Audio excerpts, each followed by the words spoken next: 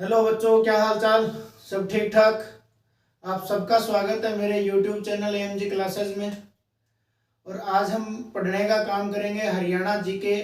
बोले तो हरियाणा की हिस्ट्री, हरियाणा का इतिहास। पीछे की कक्षा में हमने जो है गुप्त काल को पढ़ा था और आज हम पढ़ने का काम करेंगे वर्धन वंश को। वर्धन वंश के अंदर प्रभाकर वर्धन को, राज्यवर्धन को और हर्षवर्धन को पढ़ने का काम है करेंगे। तो आइए शुरू करते हैं आज की हरियाणा जीके की क्लास को। हम पढ़ेंगे वर्धन वंश।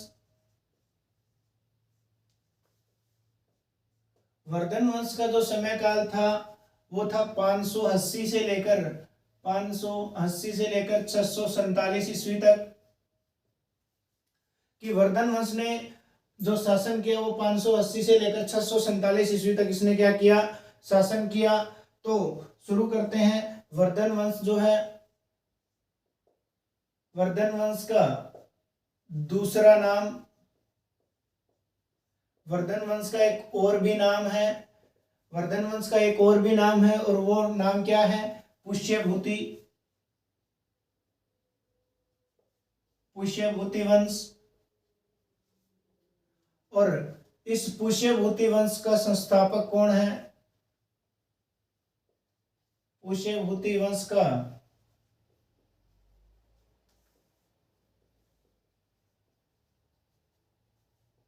पुष्यभूति वंश का जो संस्थापक है उसका नाम क्या है, पुष्यभूति ही है।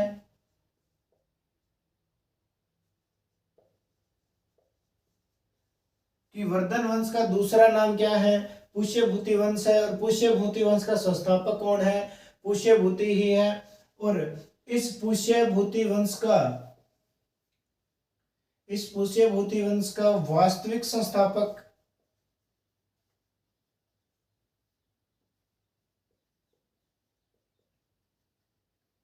वास्तविक संस्थापक कौन है, तो उसका नाम है प्रभाकर वर्धन,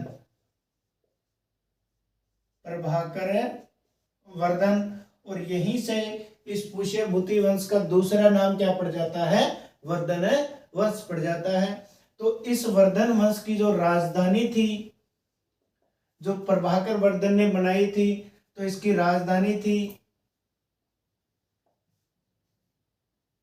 हरियाणा के अंदर एक जगह है जिसका नाम है थानेसर।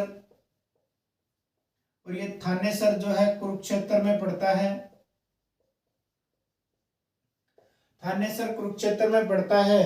और प्रभाकर वर्धन ने थानेसर को राजधानी कब बनाया था, तो ये थानेसर को राजधानी प्रभाकर वर्धन ने 6ठी शताब्दी में बनाया था।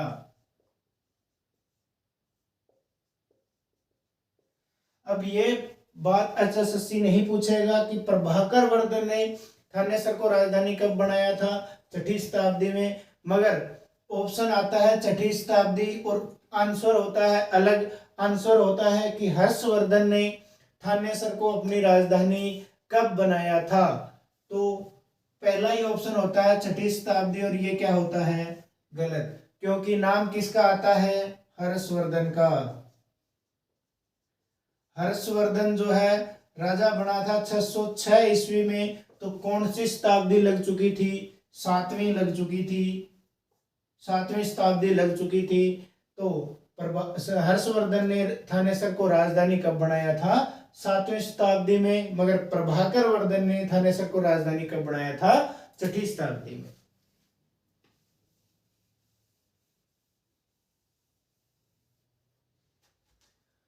अब जो प्रभाकर वर्धन है,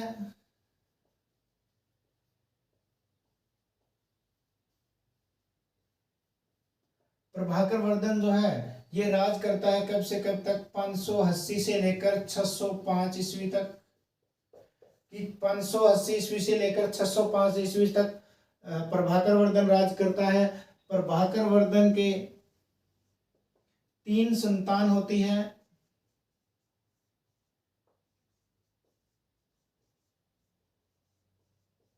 तीन संतान होती है। इन्हीं 3 संतानों में इसके 2 तो पुत्र होते हैं और एक क्या होती है, पुत्री होती है। दो पुत्रों का क्या नाम था? एक का नाम था राज्यवर्धन और दूसरे का नाम था हर्षवर्धन।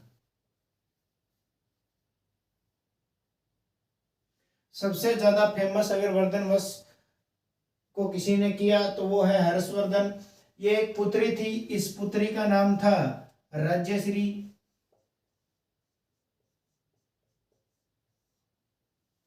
इस पुत्री का क्या नाम था? राज्यश्री। दो पुत्र थे, एक का नाम था हर्षवर्धन, एक का नाम था राज्यवर्धन। एक पुत्री थी राज्यश्री। और किसके थे ये तीनों पुत्र पुत्री? एक, दो पुत्र और एक पुत्री। प्रभाकर वर्धन की तीन संतानें थी। तो ये राज्यश्री जो है इसकी शादी कर दी जाती है। राज्यश्री की शादी कर दी जाती है और ये शादी जो है कहाँ करता है? एक मोरखी वंश होता है, मोखरी वंश होता है।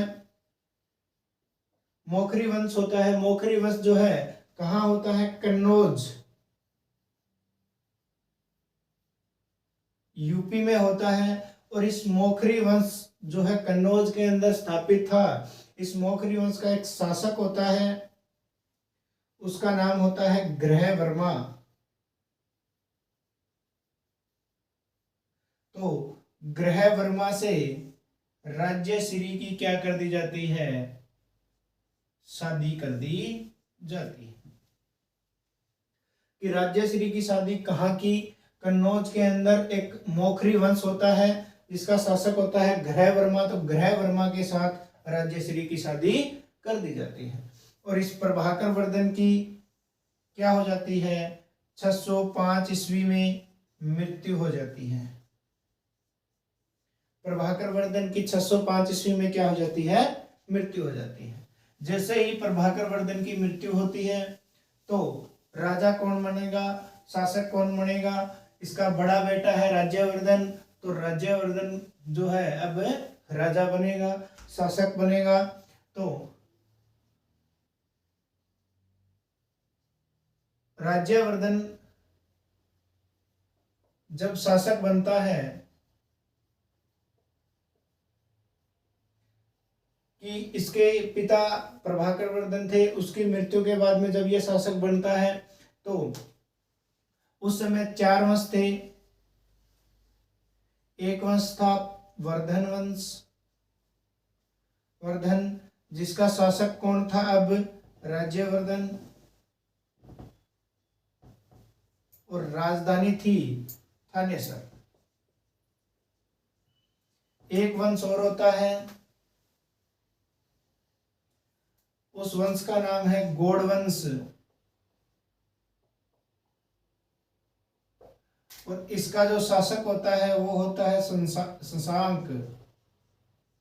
शशांक इसका शासक होता है। और ये जो वंश है ये पश्चिमी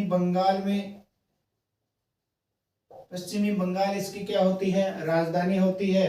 और एक और वंश होता है इस साइड नीचे की तरफ, वो राजस्थान की तरफ। और इस जो ये वंश होता है इसका नाम होता है मालवा का वंश। और इसका जो शासक होता है वो होता है देवगुप्त। और ये जो है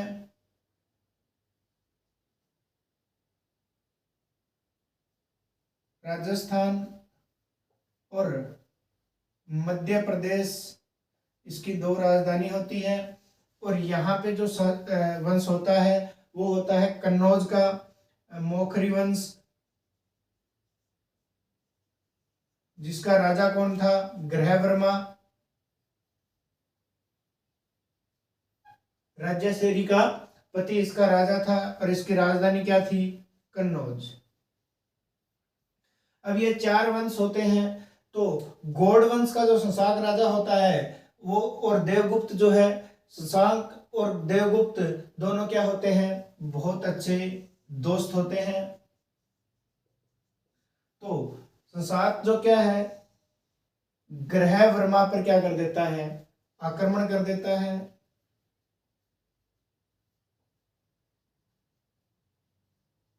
कौन करता है? शशांक करता है। किसके ऊपर? ग्रहवर्मा के ऊपर, जब शशांक ग्रहवर्मा के ऊपर आक्रमण करता है तो देवगुप्त शशांक का क्या था, दोस्त, तो दोस्त क्या देता है, इसका साथ देता है।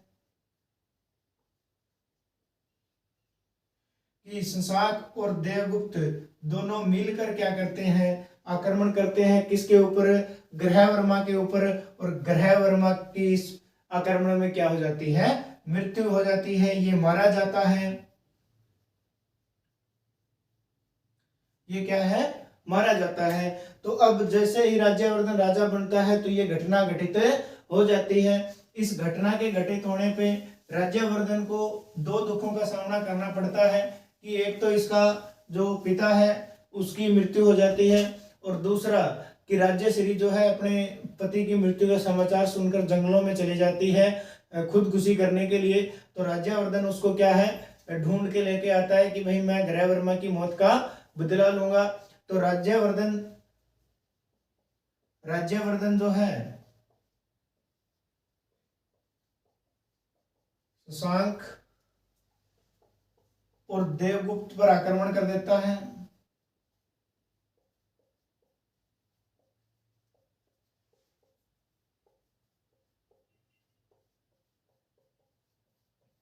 कि जैसे ही राज्यवर्धन इन दोनों के ऊपर आक्रमण करता है तो इस आक्रमण के अंदर देवगुप्त की क्या हो जाती है, मृत्यु हो जाती है, देवगुप्त को मार दिया जाता है। राज्यवर्धन देवगुप्त को मार देता है, मगर शशांक जो है वो बच जाता है। तो फिर क्या करता है शशांक ये जो है ये राज्यवर्धन को बुलाता है कि भाई हम आपस में बैठ के बात करेंगे। तो राज्यवर्धन इसके पास जाता है।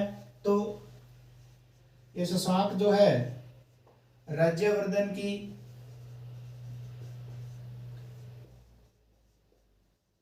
धोखे से हत्या कर देता है।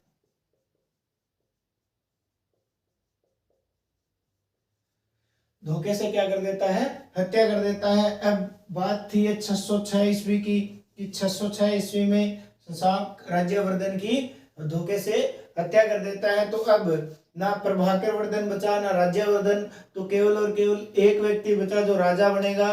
वो कौन है, हर्षवर्धन। तो 606 ईस्वी में हर्षवर्धन राजा बनता है, शासक बनता है।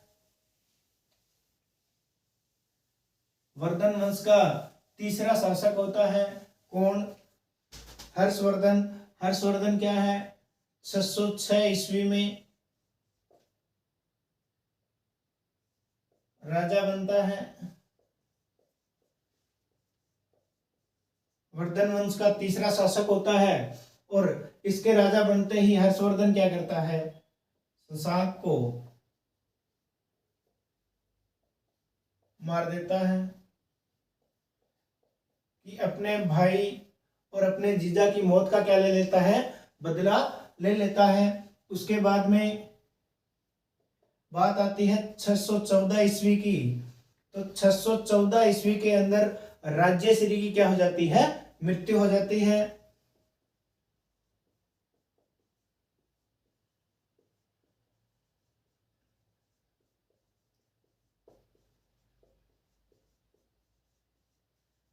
राज्यश्री की क्या हो जाती है, 614 ईस्वी में मृत्यु हो जाती है। जैसे ही राज्यश्री की मृत्यु होती है तो कन्नौज का जो कन्नौज मोखरी वंश की जो राजधानी थी कन्नौज, उसका कार्यभार कौन संभालती थी, राज्यश्री संभालती थी इसके पति के मरने के बाद।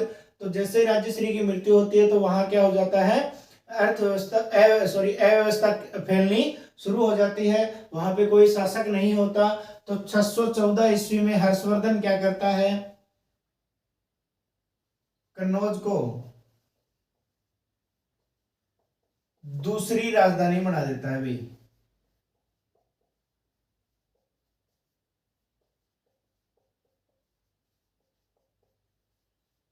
कि वहां पर अव्यवस्था फैल गई थी क्योंकि वहां पे कोई राजा ही नहीं था। तो हर्षवर्धन क्या करता है, कन्नौज को दूसरी राजधानी बना देता है। 7वीं शताब्दी में तो जैसे ही 606 ईस्वी में राजा बनता है तो 7वीं शताब्दी में इसकी राजधानी क्या होती है, थानेसर, और थानेसर से कन्नौज क्या है अपनी दूसरी राजधानी बना देता है। तो क्वेश्चन ऐसे उठता है कि हर्षवर्धन ने अपनी दूसरी राजधानी किसे बनाया, कन्नौज को, या अगर हर्षवर्धन ने थानेसर से अपनी राजधानी कहाँ परिवर्तित की, तो वो भी कन्नौज में।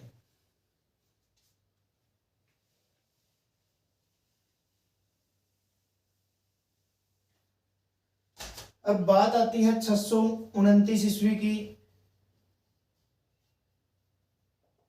कि 629 ईस्वी में हर्षवर्धन जो है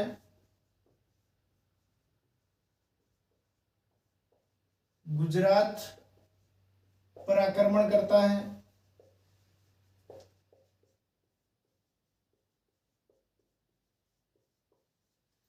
कि हर्षवर्धन क्या करता है, 629 ईस्वी में गुजरात पर आक्रमण करता है, और उस समय गुजरात का जो शासक था उसका नाम होता है ध्रुवसेन, और गुजरात की जो राजधानी थी वो राजधानी होती है वल्लभी। तो जैसे ही हर्षवर्धन आक्रमण करता है तो किससे सामना होता है, हर्षवर्धन और ध्रुवसेन का सामना होता है। इस आक्रमण में ध्रुवसेन की क्या होती है, हार होती है, और हर्षवर्धन की क्या होती है, जीत होती है। कि हर्षवर्धन इस युद्ध को जीत लेता है, गुजरात को जीत लेता है, और ध्रुवसेन क्या है, हार जाता है। अब बात आती है 634 ईस्वी की। तो हर्षवर्धन एक ऐसा राजा था जिसने पूरे उत्तर भारत को जीत लिया था। तो 634 ईस्वी में हर्षवर्धन उत्तर भारत को जीतने के बाद में दक्षिण भारत को जीतने के लिए निकलता है।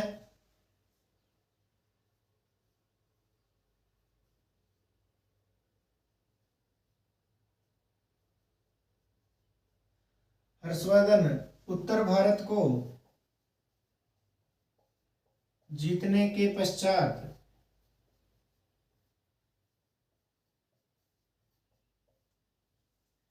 दक्षिण भारत जीतने के लिए निकला। कि 634 ईस्वी में जब हर्षवर्धन ने पूरे उत्तर भारत को जीत लिया था, यह भी क्वेश्चन उठता है कि पूरे उत्तर भारत को जीतने वाला शासक कौन था, तो वो भी कौन था, हर्षवर्धन था। और उत्तर भारत को जीतने के बाद में ये दक्षिण भारत को जीतने के लिए निकलता है। जैसे ही ये निकला दक्षिण भारत की तरफ, तो एक नदी पड़ती है जिसका नाम है नर्मदा नदी। तो जैसे ही हर्षवर्धन नर्मदा नदी पर पहुंचता है, दक्षिण की साइड में एक नदी पड़ती है नर्मदा नदी, तो नर्मदा नदी पर पहुंचता है, तो यहां पर एक व्यक्ति मिलता है इसको, जिसका नाम है पुलकेशियन द्वितीय। बात कब की है, 634 ईस्वी की है। तो पुलकेशिन द्वितीय जो है ये चालुक्य वंश से है। इसका वंश कौन सा है, चालुक्य वंश। तो हर्षवर्धन तो क्या करता है कि दक्षिण भारत को जीतने के लिए निकला हुआ था, तो कोई भी मिलेगा, कोई भी शासक मिलेगा तो उससे क्या करेगा, युद्ध करेगा। तो हर्ष और पुलकेशियन द्वितीय में युद्ध होता है। और कहाँ होता है, तो नर्मदा नदी पे मिले थे, तो स्वाभाविक सी बात है कि कहाँ होगा, नर्मदा नदी के किनारे होगा।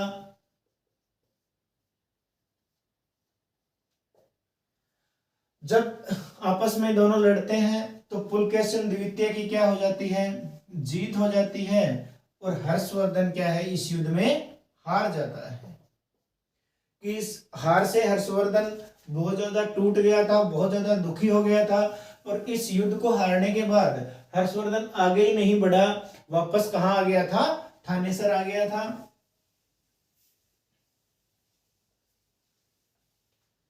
और बहुत ही उदास और एकांत में जीवन जीने लगा था। उसके बाद में 629 के अंदर और 645 तक, 629 से 645 ईस्वी तक भारत में एक चीनी यात्री आता है।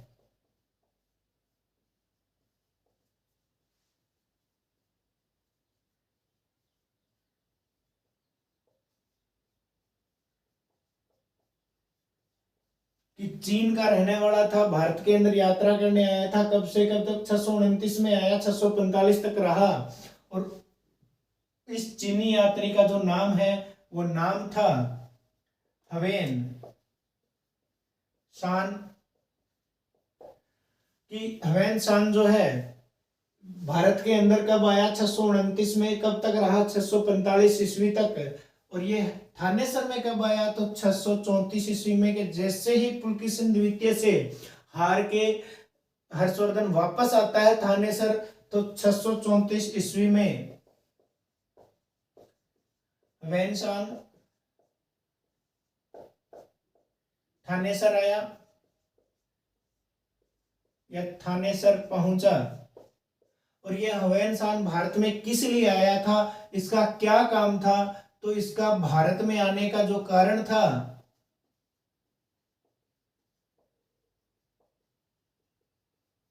भारत में आने का जो कारण था वो था बौद्ध धर्म का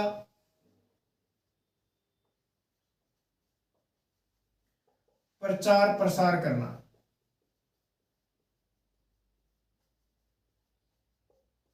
ये जो इंसान है ये भारत के अंदर बौद्ध धर्म का प्रचार प्रसार करने के लिए आया था। कब आया था? 629 में आया था। कहाँ का यात्री था? तो चीन का यात्री था, चीनी यात्री था। और 634 ईस्वी में यह थानेसर पहुंच जाता है, जहां पर पुलकेशिन द्वितीय से हारे हुए हर्षवर्धन से इसकी क्या होती है? मुलाकात होती है। कहाँ पे? थानेसर में। और ये जो हम पहले हवेनसांग के बारे में पढ़ लेते हैं। हवेनसांग जो है इसने एक किताब भी लिखी। हवेनसांग ने जो है एक पुस्तक लिखी जिसका नाम है CUK।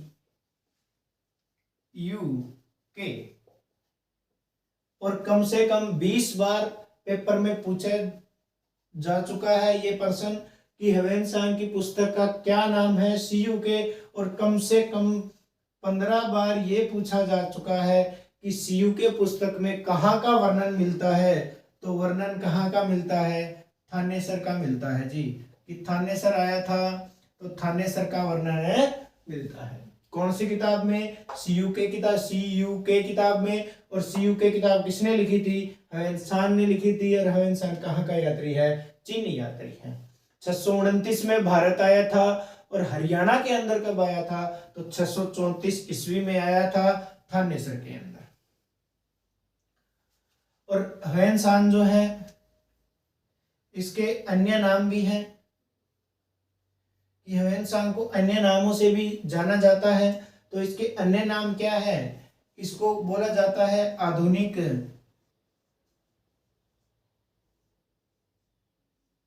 युग का शाक्य मुनि। आधुनिक युग का शाक्य मुनि। एक इसको और बोला जाता है, इसको बोला जाता है नीति का पंडित।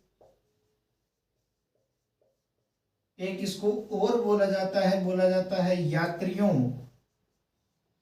का राजकुमार।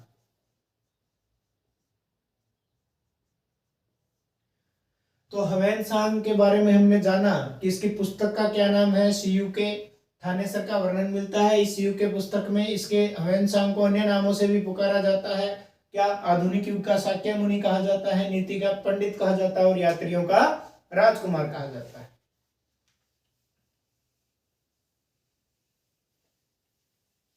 तो ये थानेसर आता है। तो थानेसर आने के बाद में इसने बौद्ध धर्म का प्रचार प्रसार शुरू कर दिया। और जो हर्षवर्धन है उसको अच्छे से मोटिवेट किया बौद्ध धर्म के बारे में। तो हर्षवर्धन क्या करता है? बात है 644 ईस्वी की। तो 644 ईस्वी में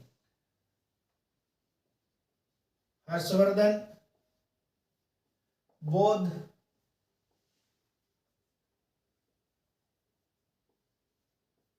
धर्म का सम्मेलन बुलाता है।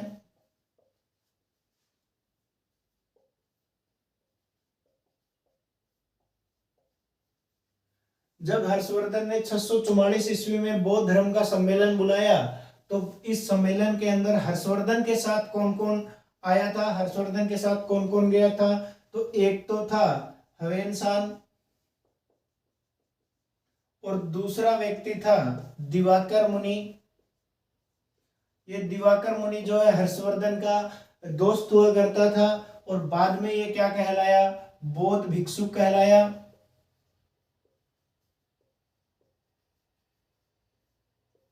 बाद में ये क्या बन गया? बौद्ध भिक्षुक बन गया, बौद्ध भिक्षुक कहलाया, वो है दिवाकर मुनि। तो इस बौद्ध सम्मेलन में हर्षवर्धन जो है बौद्ध धर्म अपना लेता है।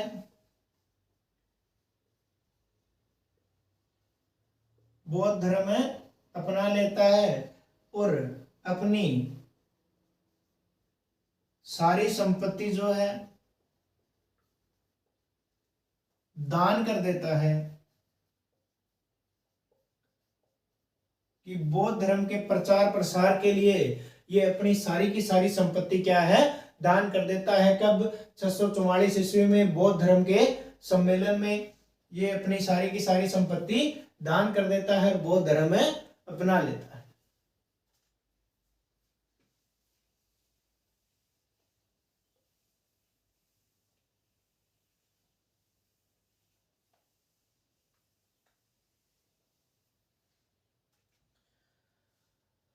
जो ये हर्षवर्धन है इसने 3 नाटकों की रचना की थी।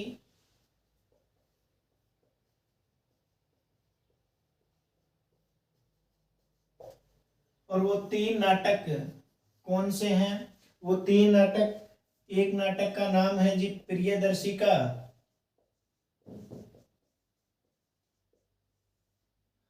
दूसरे नाटक का नाम है रत्नावली और तीसरे नाटक का नाम है नागनंदा। नागनंदा। और इस हर्षवर्धन का एक राज्य कवि भी था और उस राज्य कवि का नाम है बाण भट्ट। और इस बाण भट्ट ने भी रचना की 2 चीजों की, कि 2 ग्रंथ इसने लिखे। एक तो था हर्षचरित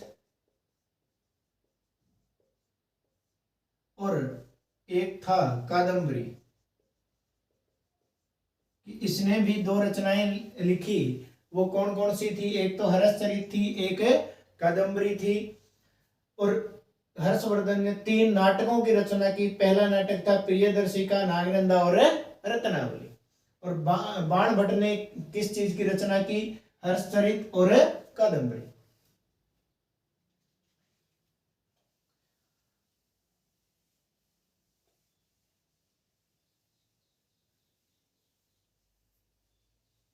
ये हर्षवर्धन जो है, इस हर्षवर्धन को जनता ने एक उपाधि दी थी,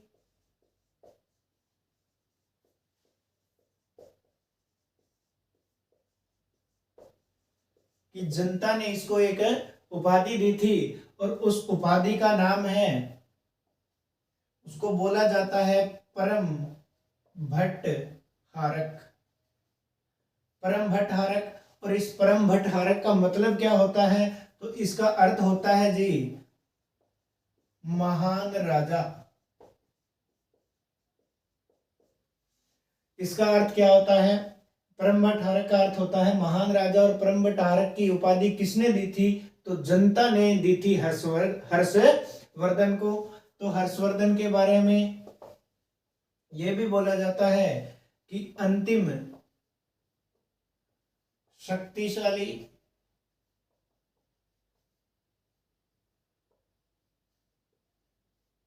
हिंदू शासक।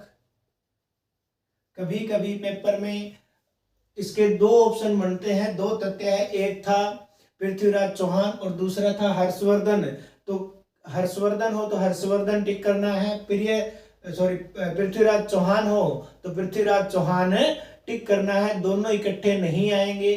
तो अंतिम शक्तिशाली हिंदू शासक कौन था? एक तो था जी हर्षवर्धन और दूसरा कौन सा था? तो दूसरा था पृथ्वीराज चौहान।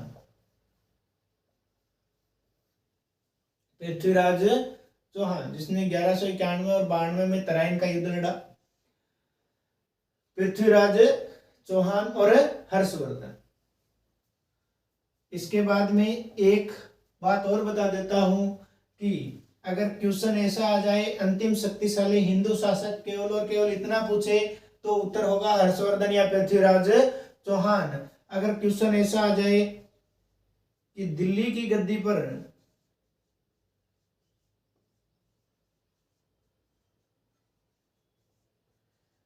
पर बैठने वाला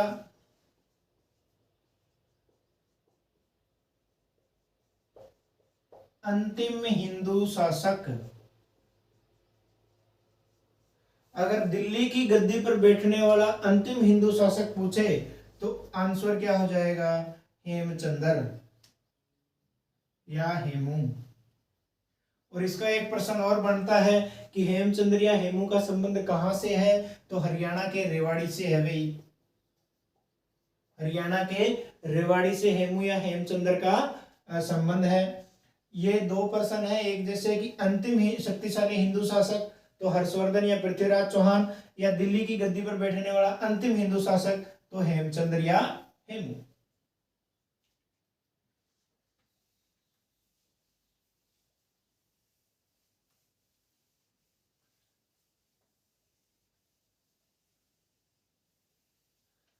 अब हर्षवर्धन ने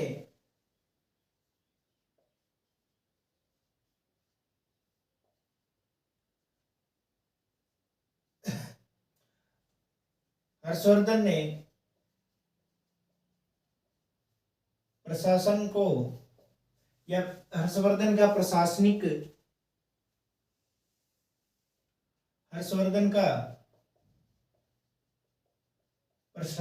क्षेत्र 4 इकाइयों में बंटा हुआ था।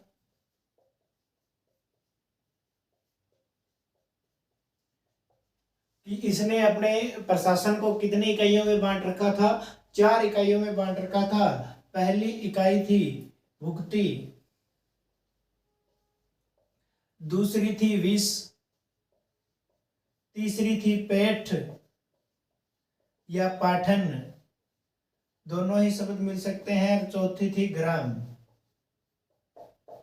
अब इसने 4 तरह से बांट रखा था। जैसे आज बंटता, आज भी इसी तरीके से प्रशासन बंटा हुआ है कि कैसे कि ऊपर क्या है? राज्य है कि हरियाणा के अंदर हम रहते हैं, वहां पे एक मुख्यमंत्री बैठता है और बहुत से मंत्री बैठते हैं जो सरकार को चलाते हैं। उसके बाद में क्या है? जिले बने हुए हैं अलग अलग से। उसके बाद में तहसीलें बनी हुई है और उसके बाद में गांव बना हुआ है। मगर भुक्ति को जो राज्य है, हर्षवर्धन के समय में राज्य को क्या कहा जाता था?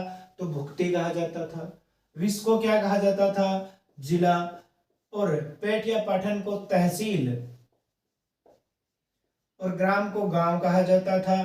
फर्क कोई नहीं है। आज भी जो प्रशासन है वो इसी तरह से क्या है? बंटा हुआ है। और हर्षवर्धन के समय भी इसी तरह से क्या था? बंटा हुआ था। 4 भागों में बंटा हुआ था। 4 इकाइयां थी। आज भी क्या है? 4 ही इकाइयां हैं। कि आज एक राज्य है, उसके अंदर जिले हैं, तहसील है और गांव है।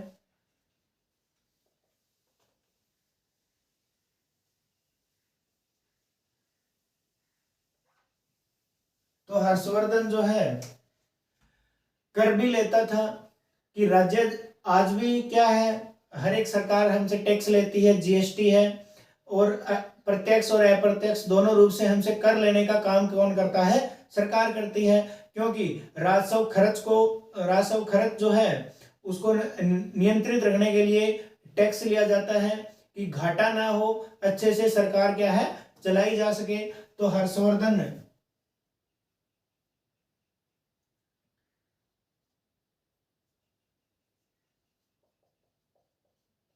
शासन को चलाने के लिए कर लेता था। कि आज हमसे कर लेने का क्या तरीका है, प्रत्यक्ष या अप्रत्यक्ष तरीके से दो प्रकार से कर लिया जाता है। कि आज सबसे ज्यादा जो कर लिया जाता है जीएसटी के माध्यम से इकट्ठा हो रहा है, जीएसटी के माध्यम से हमसे कर लिया जाता था। तो ये भी क्या लेता था, कर लेता था। तो इसका कर लेने का जो तरीका था, कर लेने का तरीका, उसके बारे में हमें पढ़ना है कि ये किस प्रकार से कर लेता था। तो ये कर लेता था भूमि कर। कि सरकार चलाने के लिए, शासन चलाने के लिए क्या लेता था, भूमि कर लेता था। कि अनाज का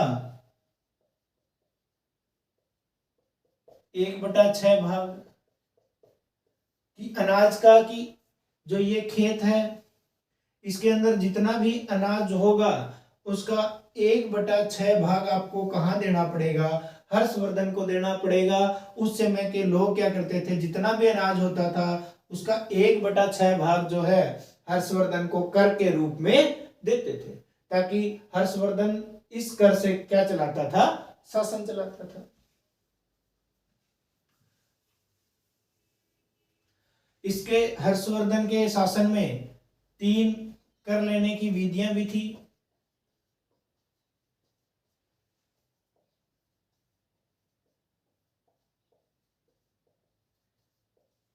तीन कर लेने की क्या थी, विधियां भी थी।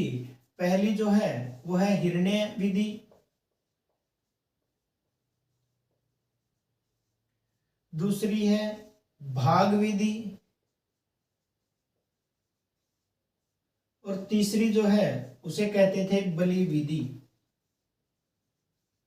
अब इसके अंदर क्या क्या आता था, हिरण्य विधि वो थी जो मुद्रा के रूप में कर देते थे।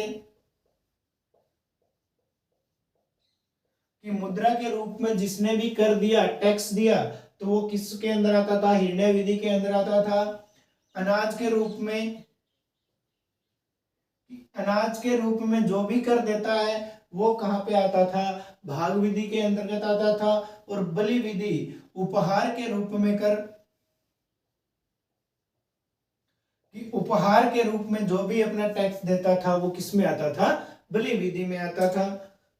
तो ये 3 विधियां थी हर्षवर्धन के शासन काल में कर लेने की, और एक थी जिससे वो शासन चलाता था, सबसे इंपॉर्टेंट वो है भूमि कर। अनाज का 1/6 भाग वो कर के रूप में लेता था।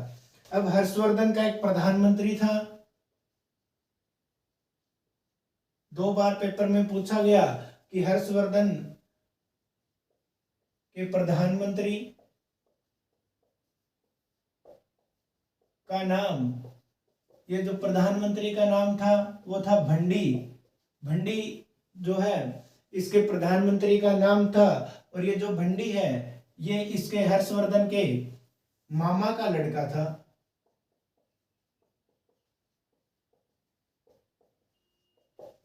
भंडी कौन था, हर्षवर्धन का प्रधानमंत्री था और हर्षवर्धन का मामा का लड़का था।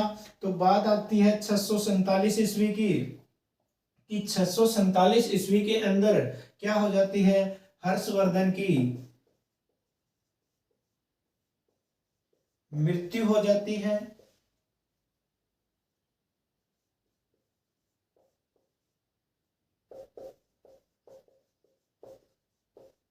कि जैसे ही 647 ईस्वी में हर्षवर्धन की मृत्यु हो जाती है, तो इस 647 ईस्वी में हर्षवर्धन की मृत्यु के साथ साथ ही क्या हो जाता है, वर्धन वंश का अंत हो जाता है।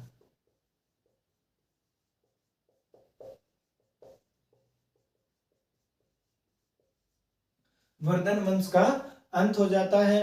तो आज हमने पढ़ा कंप्लीट वर्धन वंश, जिसमें प्रभाकर वर्धन, राज्यवर्धन, राज्यश्री, ग्रहवर्मा और हर्षवर्धन को पढ़ने का हमने क्या किया, आज काम किया। तो आज के लिए इतना ही।